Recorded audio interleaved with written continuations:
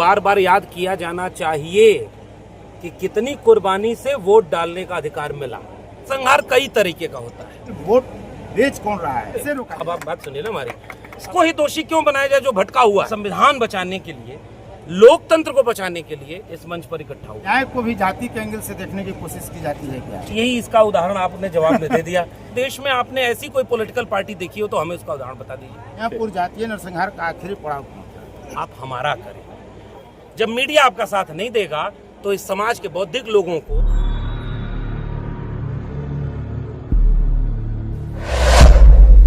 पूछिए, सवाल पूछिए। लक्ष्मण यादव जी, आपका सागरपुर में बहुत बहुत स्वागत है।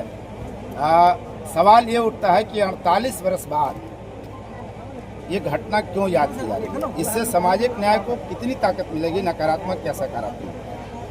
देखिए, देश में बहुत सारी चीज़ें ऐसी हैं जो हजारों साल पुरानी हैं फिर भी याद की जाती हैं। इतिहास दो तरह से याद किया जाता है। जो सकारात्मक बातें होती हैं उसे इसलिए याद किया जाता है ताकि हम आज के समाज की चुनौती को उससे बेहतर समझ सकें और एक बेहतर भविष्य बना सकें। जो नकारात्मक बातें होती हैं उसे भी बार बार याद किया जाना चाहिए कि कितनी कुर्बानी से वोट डालने का अधिकार मिला, ताकि आज के वोटर को समझाया जाए कि आज कहीं कोई आपको वोट डालने से रोक तो नहीं रहा, आपका वोट खरीद तो नहीं रहा, आपका वोट का कोई सौदा तो नहीं कर रहा, आपके वोट की कोई चोरी तो नहीं कर रहा है। इसलिए इतिहास बार बार याद किया जाना चाहिए ताकि नई पीढ़ी को पता रहे कि 25 साल पहले और 48 साल पहले क्या हुआ था। अब इसका दूसरा जवाब, क्या वोट डालने से रोकने के लिए या नरसंहार कई तरीके का होता है। एक वो नरसंहार होता है जिसमें सामने से गोली मार के, कटारी मार करके जान ली जाती है, और एक वो नरसंहार होता है जिसमें पीढ़ियों को बर्बाद करने के लिए शिक्षा बर्बाद कर दी जाती है, रोजगार खत्म कर दिया जाता है और पूरी की पूरी पीढ़ी तबाह हो जाती है। अब इसका तीसरा पहलू, उत्तर प्रदेश जहां से मैं आता हूं, बंदूक लगा के पुलिस वाले ने वोट डालने से रोक दिया। ये 2024 का चुनाव का था, ये 2024 में है। इसलिए ये कोई अपने इतिहास को जब याद करता है तो उस इतिहास को इसलिए याद करता है कि हर पीढ़ी को ये समझाए कि भारत का संविधान लागू हुआ 1950 में और 1977 में वोट डालने के लिए गोली खानी पड़ी, केवल इसलिए ताकि नई पीढ़ी को पता रहे कि इस वोट की कीमत को पहचानो और सही जगह वोट डालो ताकि लोकतंत्र सुरक्षित रहे और देश संविधान से चले। लेकिन वोट जहाँ तक लूटने और न लूटने देने की घटना का बात है, सवाल ये भी तो उठता है ना कि वोट बेच कौन रहा है? खरीदार तो है, बाजार में अगर कोई बिकने के लिए खड़ा है तो खरीदार। अब ये वो सवाल हो गया, दारू पी कौन रहा है, बेच कौन रहा है। अब ये तो वो वाला सवाल हो गया, इसमें कैसे रुका? अब आप बात सुनिए ना हमारी, अब हमारी बात सुनिए। सवाल ये है कि देश में गरीबी है, भूखमरी है, अभाव है, शिक्षा बर्बाद की गई, रोजगार खत्म किया गया, तो जनता को इतना कमजोर बाकायदे बनाया जाता है सत्ता के द्वारा। तब कमजोर व्यक्ति अपनी चीजों को समझ नहीं पाता है। आजकल लोग दंगा में चले जा रहे हैं। अब आप कहेंगे लोग आ रहे हैं तो हम दंगा करा रहे हैं, नहीं, माहौल उसके लिए बनाया जाता है ताकि लोग अपने असली सवालों को भूल जाएं और भटक जाएं उन चीजों में। तो जागरूक समाज का मतलब क्या होता है, उसकी जिम्मेदारी क्या होती है, हमारे जैसे लोगों की, इस मंच पर बैठे लोगों की, कि जो भटक रहा है उसको समझाया जाए, उसको ही दोषी क्यों बनाया जाए जो भटका हुआ है। अगर वो वोट को बेच रहा है तो इसका भी दोषी वही होगा, तो फिर सुधारेगा कौन? इस सिस्टम से इसलिए हम सवाल करते हैं कि वोट की कीमत को पहचान करके सही निर्णय लिया जाए ताकि उनके बच्चों के भविष्य के लिए जो चुन करके आए वो कम से कम दंगा का माहौल न बनाए, वो कम से कम शिक्षा बर्बाद न करे, वो कम से कम बिहार को संविधान बदलने वालों के हाथ में न ले जाने दें। इसलिए हम संविधान बचाने के लिए, लोकतंत्र को बचाने के लिए इस मंच पर इकट्ठा हुए। मियाँपुर पर आपने एक वीडियो भी जारी करी जिसमें बहुत सारी बातें हुई। उसमें एक सवाल ये भी उठता है कि मियाँपुर नरसंहार हो या सेनारी हो या लक्ष्मणपुर घाटी हो, उसमें न्याय को भी जाति के एंगल से देखने की कोशिश की जाती है क्या?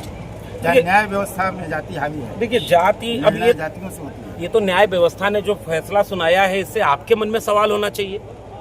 क्या लक्ष्मणपुर बाथे में हत्या हुई तो फिर हत्या किया किसने? कोई एक गुनहगार दोषी करार हुआ क्या? आपसे पूछ रहा, पत्रकार लोगों बताइए ना, कहिए कि नहीं हुआ। इसको कहने में क्या है? 2013, 2014, 2015 में, यानी हत्या अगर हुई है तो वो लोग मरे कैसे?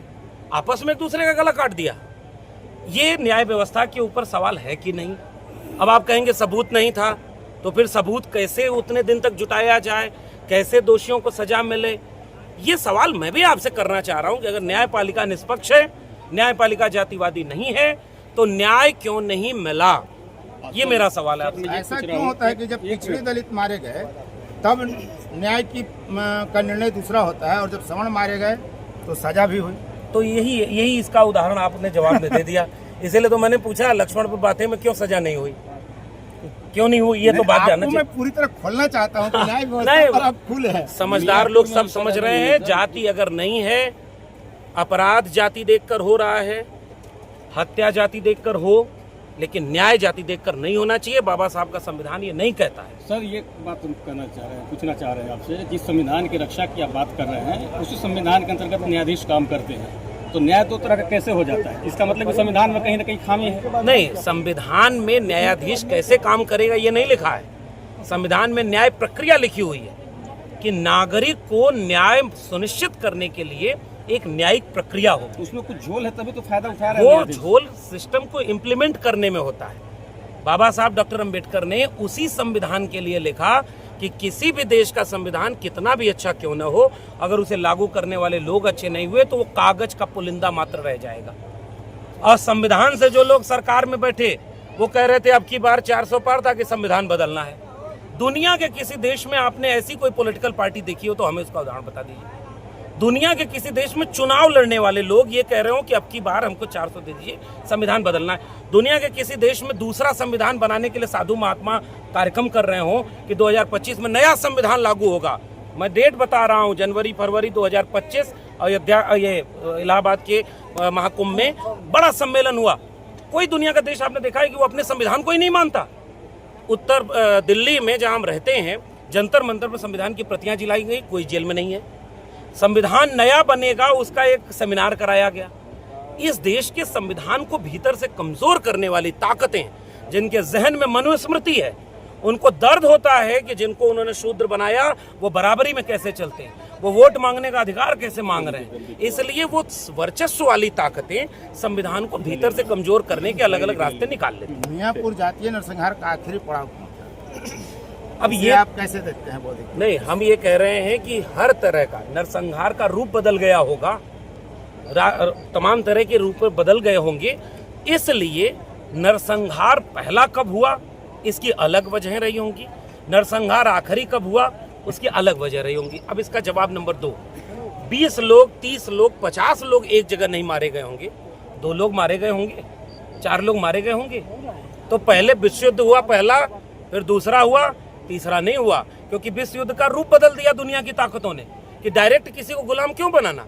बाजार में चीन का सारा माल आपके गया में घूमेगा, तो उसके लिए गया पर कब्जा करने की बाजार अलग तरह से कब्जा बदले में जहानाबाद जेल ब्रेक हुआ था। इस मियाँपुर नरसंहार के बदले में जहानाबाद जेल ब्रेक कांड हुआ। बहुत सारी चीजें होती। हम लोगों के आज के कार्यक्रम का संदेश ये है कि बिहार में और पूरे देश में किसी की जान की कीमत इतनी सस्ती आज भी न हो कि उसे गाजर मूली की तरह मारा जाए। संविधान ये कहता है हर व्यक्ति की जान की कीमत बराबर है। हम आपका सम्मान करें, आप हमारा करें। और सरकार में बैठे लोग, सत्ता में बैठे लोगों से हम ये सवाल करें कि वो न्याय, समता, बंधुता, सम्मान और संसाधन का समान वितरण, इसको सुनिश्चित करें। सच्चे और जिंदा नागरिक होने का यही फर्ज है। इसी देश में मीडिया इस्लामाबाद कब्जा करने चला गया था रात में, कराची आधा कब्जा हो गया था और सुबह हुई तो लौट के आ गया वापस। जब मीडिया आपका साथ नहीं देगा तो इस समाज के बौद्धिक लोगों को अपनी आवाज को बुलंद करने के लिए ऐसे आयोजन और अपनी बात को कहने का सलीका बाबा साहब के संविधान को हाथ में लेकर के करना होगा। हम आज वही जिम्मेदारी निभाने यहाँ आए हैं। शुक्रिया। फोर्थ व्यूज, चौथा विचार, बाकी